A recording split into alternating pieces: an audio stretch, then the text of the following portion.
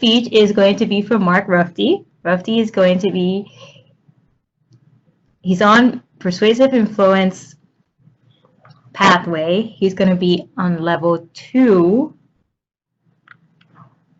This is your introduction to mentoring speech, I believe, Rufty, if I'm not wrong. You are correct. Okay. Okay. Okay. His speech title is Life as a Protege. Mark Rufty, Life as a Protege. Thank you. Thank you. So we may have a future timer on our hands. One of my young girls was helping me practice for the speech, and she was keeping time for me.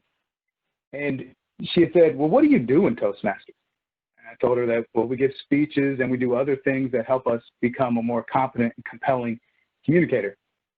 She said, okay. So we finished the practicing, and she said, you know, Dad, when I would see your magazines come in the mail, I would think that I thought that how you play with Legos to become a Lego master, that you all were learning how to make different kinds of toast to become a Toastmaster. I couldn't knock her logic. It was flawless. But that isn't my prompt for today's speech. The prompt I have for today's speech is talking about a time in which you were a protege. Now, I thought about this. I let it sit on my mind and my heart for a few weeks. I decided to focus on how I try and live my life as a protege, and I invite you to do the same. Now, to know me and why I do what I do in regards to self-development, it's important to know one thing. That is, I believe God is king, that I am his son, and that as a member, you could say the royal court, I am expected to learn, grow, and become more like God. This principle is the foundation for nearly all of the meaty decisions of my life. You know, when I think of self-development, I think of a spectrum. And on this spectrum, I think of a couple of sayings that could bookend it. And on one end, you might have somebody who would say, it's important to celebrate today's victories. Pat yourself on the back for a job well done. Then wrap it up, because you've got work to do if you're going to be better tomorrow. And on the other end of the spectrum, you might have somebody who would say, I am who I am. So if you can visualize with me these people, you know, what words might you use to describe them? Now, on one end, you might have somebody who is humble, grateful, malleable, open. And on the other end, you might describe this person as closed, resigned, pessimistic, appeased. The question is where are you on the spectrum?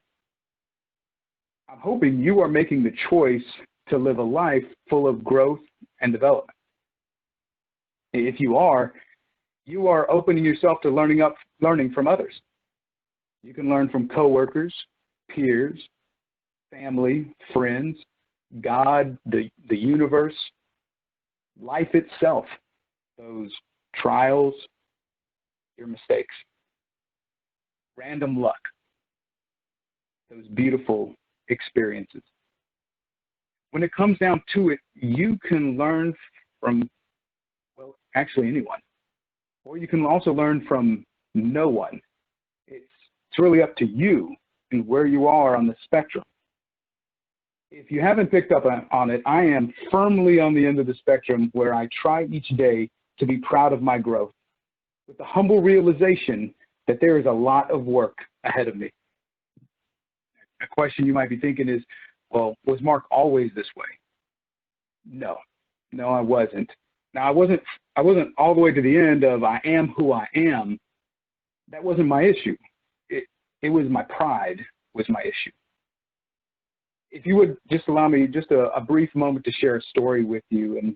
And like most personal stories, the impact is much greater on the teller than the receiver. So I appreciate this time. I was 21 years old. I was at the tail end of a 2-year mission for my church. Each week we would talk about the work that had taken place, and we would discuss strengths and opportunities that we saw in each other. In one of these sessions, my younger counterpart shared with me some feedback I had heard before. And in that moment, I realized something simple and powerful that would change how I approach self-development in the future. That was, everybody cannot be wrong. If I hear the same piece of feedback again and again from people, I realize that it's me that needs to be doing some changing.